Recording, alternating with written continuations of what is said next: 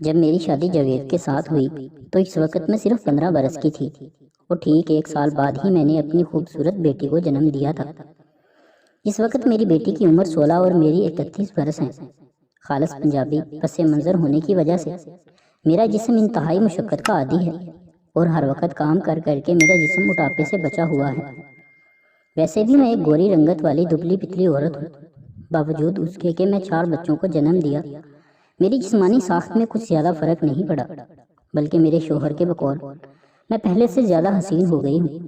میری بیٹی شازی اور میری شکل و صورت میں کافی زیادہ مشابہت ہے۔ ہم دونوں کی جسمانی ساخت، رنگت، سیاہ لمبے بال، حتیٰ کہ قد کاٹ بھی تقریباً ایک جیسا ہے۔ میری سہیلیاں اکثر مجھے کہا کرتی تھی کہ مجھ پر بڑھاپا کبھی نہیں آئے گا۔ میرا شوہر جاوید ایک روایتی پاکستانی مرد ہے جس کے نزدیک میاں بیوی کا جسمانی تعلق بس بچوں کی پیدائش تک ہی محدود ہے۔ اس کے علاوہ میرا شوہر میری اور بچوں کی دیکھ بھال پوری ذمہ داری سے نبھا رہا ہے، اور یہی وجہ ہے کہ میں نے کبھی اپنے شوہر کو جنسی تسکین کے حوالے سے مجبور نہیں کیا، حالانکہ میرا بہت دل چاہتا ہے کہ میں اپنی جوانی کے مزے لوں اور جی بھر کے جنسی تسکین حاصل کروں۔ میرا شوہر کافی عرصے سے ملازمت کے سلسلے سے امریکہ میں مقیم ہے، اور پچھلے 10 برسوں سے میں اور بچے بھی پاکستان سے یہاں امریکہ شفٹ ہو گئے ہیں۔ شروع میں تو بچے چھوٹے تھے اور ہمیں ان کے کلچر مسائل کے بارے کبھی نہیں سوچا تھا، لیکن جیسے جیسے میرے بچے بلوغت کو پہنچے تو میرے شوہر نے مشرقی اخلاقیات کا پرچار شروع کر دیا، خصوصاً میری بیٹیوں کو مشرقی رسم و رواج کو اپنانے کے لیے زور دینا شروع کر دیا۔ لیکن جیسا آپ جانتے ہیں کہ جس ملک اور اس کے ماحول میں وہ رہ رہے تھے انہیں اس کا رنگ تو چڑھنا ہی تھا، چنانچہ لاکھ کوششوں کے باوجود میری بڑی بیٹی اور بیٹے نے بغاوت کا اعلان کر دیا۔ مجبوراً مجھے اپنے بچوں کا ساتھ دینا پڑا، اور میں نے ہمیشہ اپنے دونوں بڑے بچوں کی تمام باتوں کو اپنے شوہر کو بتانے سے ہمیشہ گریز کیا، اور ہمیشہ اسے باور کرایا کہ ہمارے بچے مشرقی کلچر کے مطابق زندگی گزارنے کی کوشش کر رہے ہیں۔ میرے دونوں بڑے بچے گھر سے مشرقی لباس پہن کر نکلتے تھے، لیکن باہر جا کر مغربی لباس زیب تن کر لیتے تھے۔ میرے شوہر کو اکثر اوقات شہر سے باہر کئی دنوں کے لیے جانا پڑتا تھا، اس لیے جب وہ گھر نہیں ہوتا تھا تو میرے بچے مغربی سٹائل اپنا لیتے تھے اور مجھے ان کی خوشی کے لیے ان کا ساتھ دینا پڑتا تھا۔ شازی، تم کسی بھی قسم کی پارٹی میں نہیں جاؤ گی۔ ابو، میں اب ایک بالغ لڑکی ہوں، اگلے مہینے میں اپنی گریجویشن مکمل کرنے والی ہوں۔ یہ پارٹی ہم سب کلاس فیلو کے لیے بہت اہم ہے، پلیز مجھے جانے کی اجازت دے دیں۔ شازی نے باپ سے فریاد کی، شازی بیٹا، تم ایک مشرقی لڑکی ہو، تمہیں اس قسم کی مخلوط پارٹیوں میں نہیں جانا چاہیے۔ ایسی پارٹیوں میں بہت کچھ غلط ہوتا ہے، اس لیے میں تمہیں کبھی اجازت نہیں دوں گا۔ جاوید نے اٹل فیصلہ سنایا، ابو جی، ہماری پارٹی میں صرف لڑکیاں ہی ہوں گی، آپ چاہے تو کنفرم کر سکتے ہیں۔ میرا شوہر یہ بات سن کر کچھ سوچ میں پڑ گیا۔ حقیقت میں خود چاہتی تھی کہ میری بیٹی پارٹی میں ضرور جائے، کیونکہ یہ پارٹی ایک طرح سے فیئرویل پارٹی تھی جو کہ ہر اسٹوڈنٹ کے لیے بہت اہم ہوتی ہے۔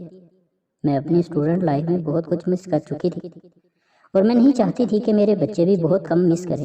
اگر ایسا ہے تو پھر تم پارٹی میں اکیلی نہیں جاؤ گی، بلکہ تمہاری ماں تمہارے ساتھ جائے گی۔ میرے شوہر نے کچھ سوچنے کے بعد اپنا فیصلہ بدلنے کے بعد کہا۔ شازی نے فوراً سے پہلے اس بات کو مان لیا۔ میں نے اپنے شوہر سے کہا کہ میں بچوں کی پارٹی میں جا کر کیا کروں گی بھلا۔ میں نے شازی کو اکیلے بھیجنے پر اصرار کیا، پر میرا شوہر نہیں مانا۔ شازی، تم نے مجھے مشکل میں ڈال دیا ہے، میں تمہاری پارٹی میں کیا کروں گی جا کر؟ میں نے ناراضگی ظاہر کرتے ہوئے کہا، میری پیاری امی جان، آپ چلے تو صحیح، قسم سے بہت مزہ آئے گا۔ شازی نے میرے گال پر بوسہ لیتے ہوئے کہا، بلا شبہ میری بیٹی بہت خوش لگ رہی تھی، اور میں نہیں چاہتی تھی کہ اس کی خوشی کے لمحات کو اداسی میں بدل دوں۔ چنانچہ ہم دونوں نے پارٹی میں جانے کے لیے تیاری شروع کر دی۔ پارٹی شام 7 بجے شروع ہونی تھی اور آدھی رات کو ختم ہونا تھی۔ مجھے 10 برس ہو گئے تھے امریکہ کے ماحول میں آئے ہوئے، لیکن آج تک میں کسی بھی قسم کی پارٹی میں نہیں گئی تھی۔ شازی نے مجھے بعد میں بتایا کہ پارٹی مخلوط ہے اور وہاں لڑکے اور لڑکیاں دونوں ہوں گے اور خوب ہلم گلا ہوگا۔ میں یہ سن کر بہت ناراض ہوئی، پر شازی نے میری ناراضگی کو خاطر میں نہ لائی۔ ہم گھر سے اسکارف اور شلوار قمیض ہی میں ہی نکلے گئے، لیکن بعد میں ہم کپڑے بدل لیں گے اور پارٹی والا لباس زیب تن کر لیں گے۔ شازی نے مجھے اپنا منصوبہ بتایا۔ پارٹی والا لباس یعنی مغربی لباس۔ میں نے پریشان ہوتے ہوئے شازی سے دریافت کیا، کیا اس کے بغیر گزارا نہیں ہو سکتا؟ بالکل بھی نہیں، اور ایک بات اور ذہن میں رکھیں، پارٹی میں آپ کا تعارف بڑی بہن کے طور پر کراؤں گی، اور آپ کو میرا کوئی خوبصورت سا لباس پہننا ہوگا۔ میں اپنے دوستوں کے سامنے شرمندہ نہیں ہونا چاہتی۔ شازی نے مجھے اپنا حکم سنایا۔ ارے لڑکی، کیوں بے وقوفوں جیسی بات کر رہی ہو؟ میں سادہ لباس پہنوں گی۔ بس، میں نے انکار میں جواب دیا۔ میری پیاری امی جان، پلیز مان جائیں، میں نہیں چاہتی کہ میرے دوستوں کو پتہ چلے کہ آپ میری والدہ ہو۔ شازی نے مسکین سی شکل بنا کر مجھے التجائی لہجے میں کہا۔ آخر کار مجھے اپنی بیٹی کے آگے ہاتھ ڈالنا بھی پڑے۔ جیسا کہ آپ جانتے ہیں کہ میری اور میری بیٹی کی جسامت ساخت تقریباً ایک جیسی ہی ہے، لہٰذا مجھے اپنی بیٹی کے تمام کپڑے پورے آ جاتے ہیں۔ شازی نے میرے لیے شارٹ پلیٹ منی اسکرٹ کا انتخاب کیا۔ مجھے مجبوراً اسے پارٹی ہاؤس جا کر پہننا پڑا۔ جب میں نے خود کو آئینے میں دیکھا تو میں حیران رہ گئی اور خود کو بالکل بھی پہچان نہیں سکی۔ میں اپنی عمر سے بہت کم نظر آ رہی تھی، اور یہ سچ تھا کہ میری اصل عمر کے بارے میں پارٹی میں کوئی بھی نہیں جان سکتا تھا۔ مجھے اس لباس میں تھوڑی سی گھبراہٹ اور جھجک محسوس ہوئی، لیکن جب پارٹی میں نے بہت سی لڑکیوں کو دیکھا تو مجھے بھی تھوڑی سی ہمت اور اعتماد پیدا ہو گیا۔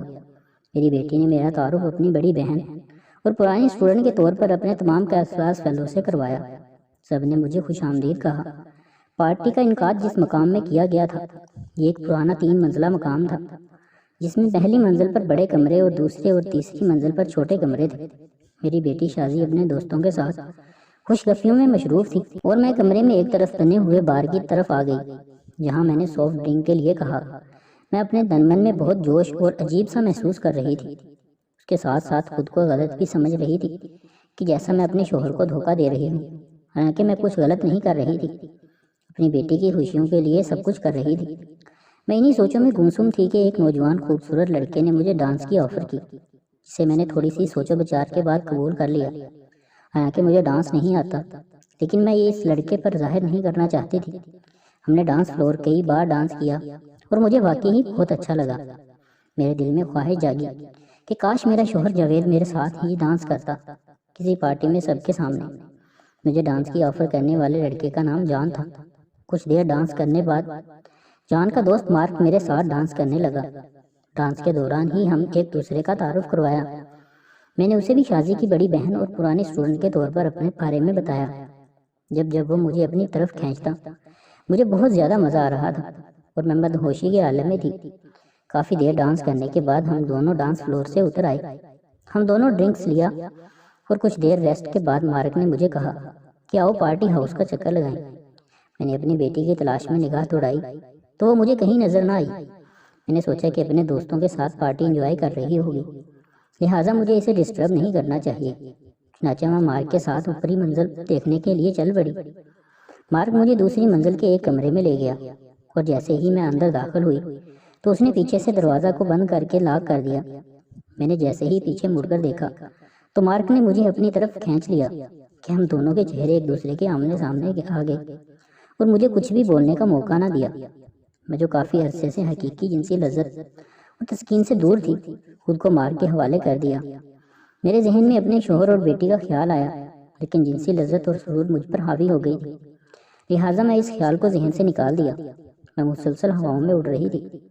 میں ہر بات کو بھول چکی تھی کہ میں کون ہوں، بس یاد تھا تو یہی کہ میں ابھی کے مزے سے لطف اندوز ہوئی ہوں۔ کچھ دیر سستانے کے بعد میں اپنے موبائل کو چیک کیا تو کچھ پریشان ہو گئی کہ موبائل کی سکرین پر میرے شوہر کی لاتعداد مسڈ کال تھی۔ میں نے مارک سے بہانے سے کہا کہ نیچے چلتے ہیں اور کچھ مشروب پیتے ہیں، چل کر۔ مارک نے حامی بھر لی۔ میں جلد از جلد کسی الگ جگہ پر جا کر اپنے شوہر کو فون کرنا چاہ رہی تھی۔ میں نے اس کا فون اٹینڈ نہیں کیا تھا اور وہ غصے کے ساتھ آگ بولا ہو رہا ہوگا۔ جیسے ہی ہم دونوں نیچے ہال میں آئے تو مجھے اپنی بیٹی شازی اپنے دوستوں کے ساتھ گپ شپ کرتی نظر آئی۔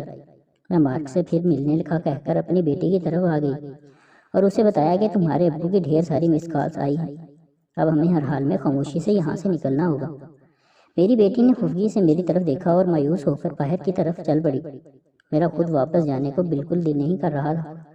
ابھی تو مجھے اصل زندگی سے لطف اندوز ہونے کا موقع ملا تھا۔ میں نے اپنے شوہر کی ڈر کی وجہ سے کال بیک نہیں کی تھی، کہیں وہ پارٹی والی جگہ ہی نہ پہنچ گیا ہو۔ گھر واپسی سے پہلے ہم دونوں اپنی روایتی کپڑوں میں واپس آ چکے تھے۔ جیسے ہی ہم دونوں گھر داخل ہوئے، خوب بستی کی میری اور میری بیٹی کی۔ میرا حسین خواب ٹوٹ چکا تھا اور میں واپس پھر جنت سے دوزخ میں واپس آ چکی تھی۔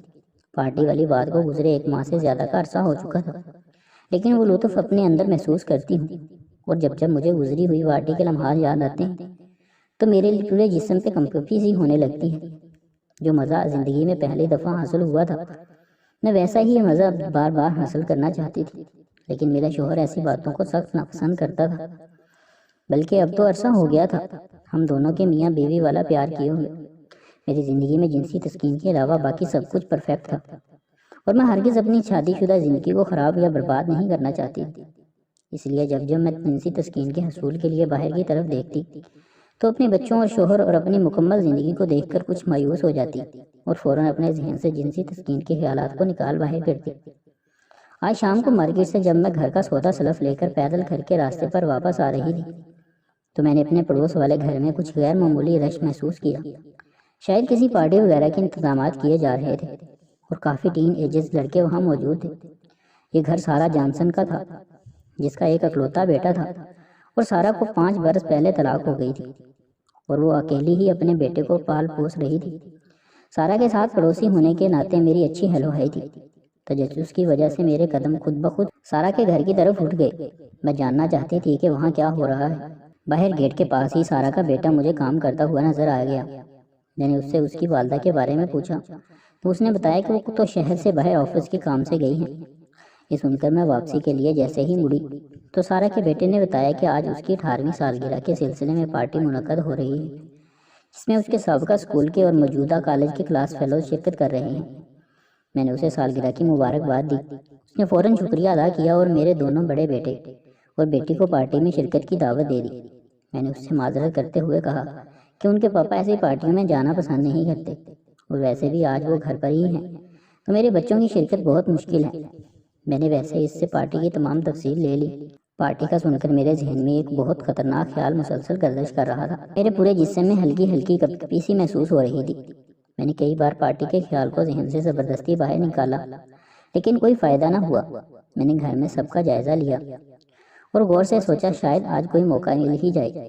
میں نے جلدی جلدی ڈنر تیار کیا۔ سب بچوں نے کھایا اور اپنے اپنے کمروں میں چل گئے۔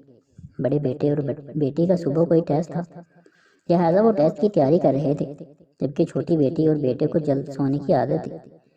میرے شوہر اکثر رات کو نیند کی گولی کھا کر سوتے تھے۔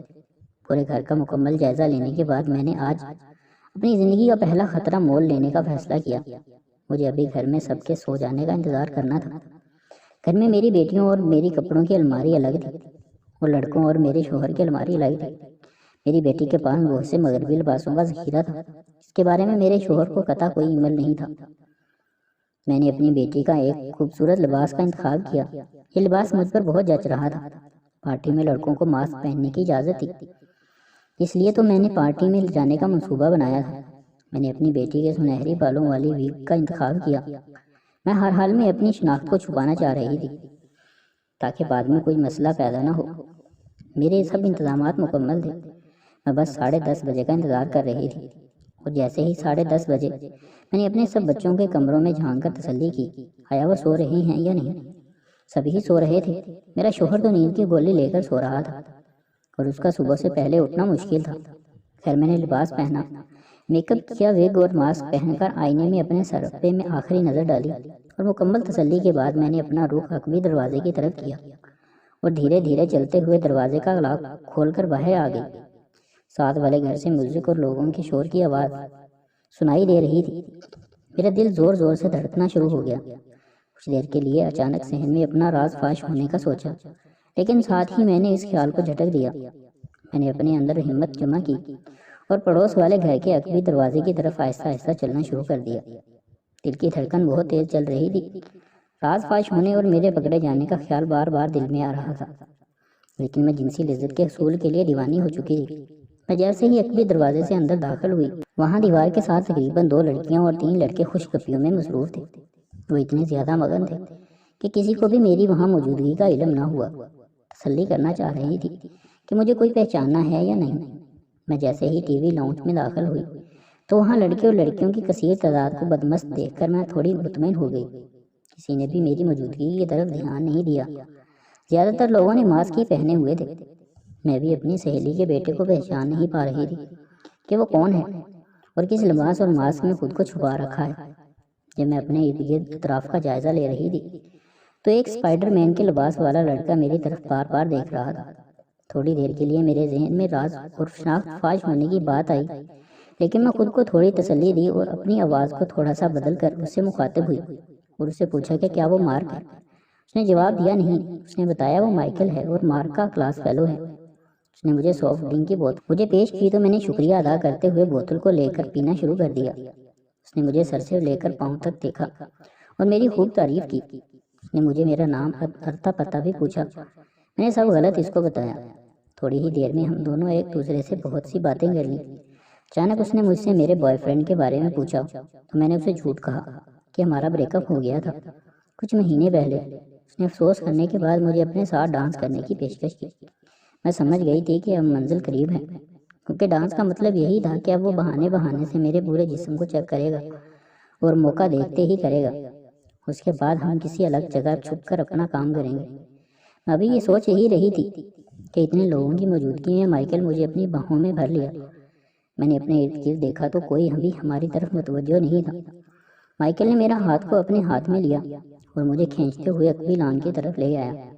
اکبی لان میں دیوار کے ساتھ وہ لڑکے اور لڑکیاں ابھی بھی اپنے کام میں مگن تھے۔ مائیکل چند لمحوں بعد اٹھ کر اندر گیا کچھ پینے کے لیے لینے، تو میں چپکے سے اکبی دروازہ کھول کر اپنے گھر کے احاطے میں آ گئی اور بہت آرام سے دروازہ کھول کر گھر میں داخل ہو گئی۔ سب لوگ ابھی سو رہے تھے۔ میں نے سب سے پہلے اپنے کپڑے اتارے، اس کے بعد تسلی کے لیے سب کمروں میں جھانک کر دیکھا۔ میں مطمئن ہو گئی کہ میرا مشن کامیاب رہا تھا۔ میں نے دل ہی دل میں مائیکل کا شکریہ ادا کیا اور اپنے کمرے میں مطمئن شادی شدہ عورت کی طرح شوہر کے ساتھ آ کر لیٹ گئی۔ ایک تو میرا شوہر کسی بھی کام کے سلسلے میں ان 6 ماہ میں دوسرے شہر نہ گیا، حالانکہ مجھے بہت شدت سے انتظار رہا کہ کب میرا شوہر ملازمت کے سلسلے میں باہر جاتا ہے اور میں اپنا منصوبہ ترتیب دیتی۔ میری حسرتوں کو شاید قدرت نے سن لیا تھا۔ چنانچہ ایک دن میرا شوہر جاوید جب دفتر سے واپس گھر آیا تو اس کے چہرے پر پریشانی کے آثار تھے، اور جب وجہ دریافت کی تو پتہ چلا کہ کمپنی نے میرا شوہر کا ٹرانسفر افریقہ کر دیا ہے۔ وہاں دور دراز ایک غیر آباد علاقے میں ایک پروجیکٹ کے سلسلے میں میرے شوہر کو افریقہ میں تقریباً 2 سال تک رہنا تھا۔ جاوید نے جلد از جلد پروجیکٹ کی باقی ٹیم کو وہاں جوائن کرنا تھا۔ میں نے اپنے شوہر کو خوب تسلی دی اور قائل کرنے کی کوشش کی، سب کچھ ٹھیک ہو جائے گا، تم پریشان مت ہو۔ چند دنوں بعد میرا شوہر افریقہ کے لیے روانہ ہو گیا اور جاتے جاتے مجھے بہت سی نصیحتیں کر کے گیا کہ میں بچوں پر خاص دھیان دوں گی اور کسی بھی قسم کی غلط بات یا غیر مسلم کام نہیں کرنے دوں گی۔ میں نے اسے مکمل یقین دہانی کرائی اور بے فکر رہنے کو کہا۔ میرے دونوں بڑے بچوں نے اپنے باپ کے روانہ ہونے کے فوراً بعد ہی سکھ کا سانس لیا اور اپنا طرز لباس اور طرز زندگی فوراً مغربی انداز میں کر لیا۔ میں نے سمجھانے کی کوشش کی، پر میں اپنے بچوں کو زیادہ قائل نہ کر پائی، کیونکہ میرے دل میں بھی چور تھا۔ میں خود بھی تو مغربی طرز زندگی کو انجوائے کرنا چاہتی تھی۔ آئندہ آنے والے دنوں میں بہت کچھ ہونے والا تھا اور میں جانتی تھی کہ جلد مجھے اپنے مزے کرنے کا موقع اب ضرور ملے گا، لیکن میں آج تک ایسی جگہوں پر کبھی نہیں گئی تھی۔ بہت سوچ و بچار کے بعد میں نے آخر کار کلب اکیلے جانے کا فیصلہ کیا۔ منصوبہ کے تحت میں نے اپنے تمام بچوں کو سونے اور جاگنے کے تمام اوقات کو ایک دفعہ پھر چیک کیا۔ میرے تمام بچے ویکنڈ پر تقریباً 11 بجے کے قریب سوتے اور اگلے دن اتوار کو دوپہر کے وقت اٹھتے تھے۔ عام دنوں میں وہ جلد سوتے اور جلد جاگ جاتے تھے کیونکہ انہیں اپنے اسکول اور کالج جانا ہوتا تھا۔ چنانچہ جیسے ہی ہفتہ کی رات آئی اور رات کے 12 بجے تو میں نے اپنے منصوبے کے تحت اپنی بیٹی کی وارڈروب سے اس کی ایک گلابی رنگ کا شارٹ فراک کی طرح کا لباس کا انتخاب کیا۔ میں نے میچنگ میک اپ کیا اور گلابی ہی رنگ کے بالوں میں کیچر پہن کر پیچھے سے بال کھلے چھوڑ دیے۔ میں اپنی عمر کے حساب سے بہت چھوٹی لگ رہی تھی۔ آخری دفعہ پھر میں نے سب کمروں کو چیک کیا اور تسلی کر لینے کے بعد خاموشی سے اکبی دروازے کو لاک لگا کر باہر نکل آئی۔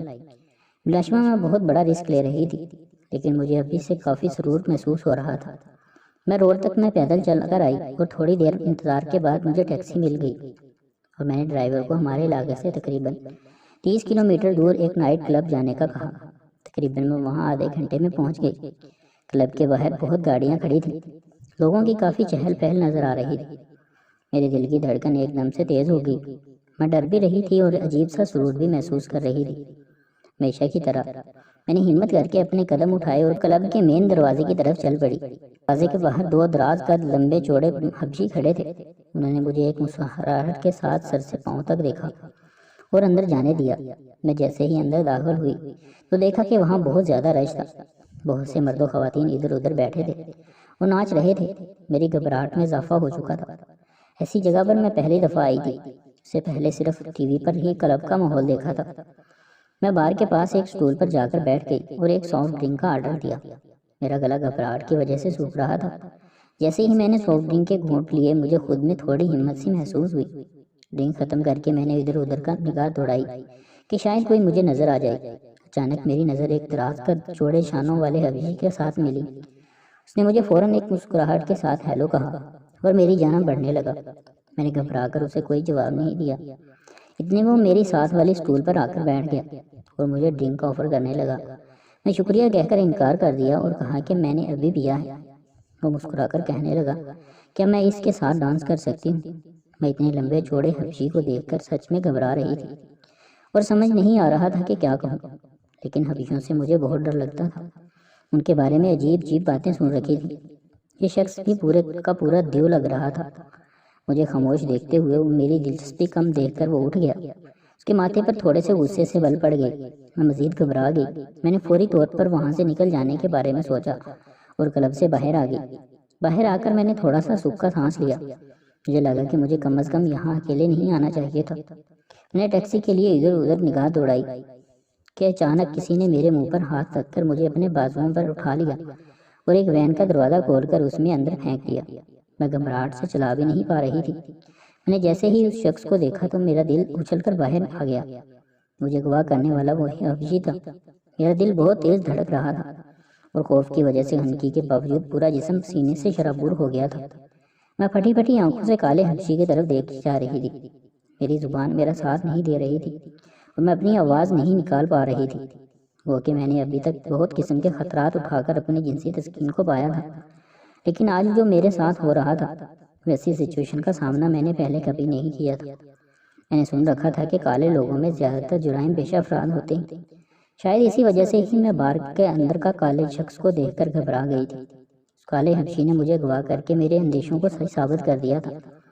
میں نے گاڑی کی ونڈو سے باہر مدد کے لیے نظر دوڑائی، لیکن سوائے گاڑیوں کے مجھے کچھ نظر نہ آیا۔ حبشی لچائی ہوئی ہوس بھری نظروں سے میری طرف دیکھ رہا تھا۔ میں نے ہمت کر کے اسے کہا کہ پلیز مجھے کوئی نقصان نہ پہنچائے، جیسا وہ کہے گا ویسا میں کروں گی۔ کالے حبشی نے کہا کہ آج تک کسی عورت نے مجھے ریجیکٹ نہیں کیا۔ پتہ نہیں تمہیں دیکھ کر مجھے کیا ہو گیا کہ زندگی میں پہلی دفعہ میرے قدم خود بخود عورت کی طرف چل پڑے۔ راشبہ تم ایک کمال کی خوبصورت عورت ہو، پر تم نے مجھے رد کر دیا۔ مجھے بہت افسوس ہوا، اس لیے میں نے تمہارے ساتھ زبردستی کرنے کا سوچا۔ اس نے مجھے کہا کہ مت گھبراؤ، میں تمہیں کسی بھی قسم کا نقصان نہیں پہنچاؤں گا، بس میرے ساتھ تھوڑا تعاون کرو۔ میں نے ایک دفعہ پھر گھبرا کر اس سے پوچھا کہ ہم کہاں جا رہے ہیں؟ اس نے کہا کہ وہ مجھے اپنے گھر لے جا رہا ہے اور مجھے خود پر بھروسہ کرنے کا کہا۔ میں نے گھبراتے ہوئے اس کے گھر کا پتہ پوچھا۔ اس کا گھر بار کے قریب ہی تھا۔ وہ کار کی ڈرائیونگ سیٹ پر آ کر بیٹھا اور گاڑی کو سٹارٹ کیا۔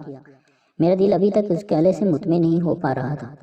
میں انجانے خوف میں مبتلا تھی، لیکن میں اسے منع نہیں کر پا رہی تھی، یا شاید ڈر رہی تھی کہ کہیں وہ پھر مشتعل نہ ہو جائے اور مجھے نقصان نہ پہنچا دے۔ کالے نے میری جھجک اور پریشانی کو بھانپ لیا تھا، اس لیے اس نے مجھے بھروسہ کرنے کو کہا۔ میرے ساتھ کی گئی زبردستی کی معذرت کی۔ اس نے اپنا نام جیکسن بتایا۔ وہ گھر میں اپنی والدہ کے ساتھ اکیلا ہی رہتا ہے۔ یہ سن کر میں کچھ مطمئن ہو گئی۔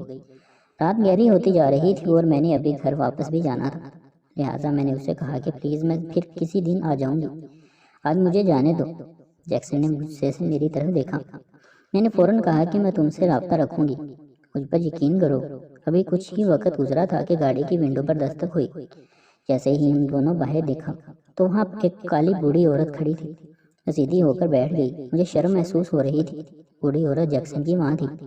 وہ اس پر شدید غصہ ہو رہی تھی۔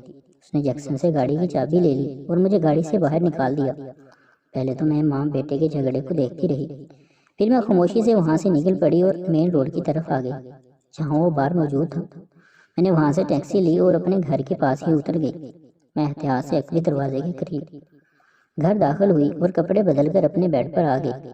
ہمیشہ کی طرح آج بھی گھر میں کسی کو بھی میرے بارے جاننے کا پتہ نہیں چلا تھا۔ میں نے ایک ہفتہ بعد پھر جیکسن سے رابطہ کرنے کی کوشش کی، لیکن اس سے رابطہ نہ ہو پایا۔ جیکسن سے ملنے کے بعد میں کافی دن تک تسلی سے رہی۔ پھر میرا شوہر بھی گھر آ گیا۔ افریقہ کا پروجیکٹ مکمل ہو چکا تھا۔ اب میں ایک بار پھر ایک شریف بیوی بن کر زندگی گزارنے لگی۔ مرد اگر اپنی بیوی کی جنسی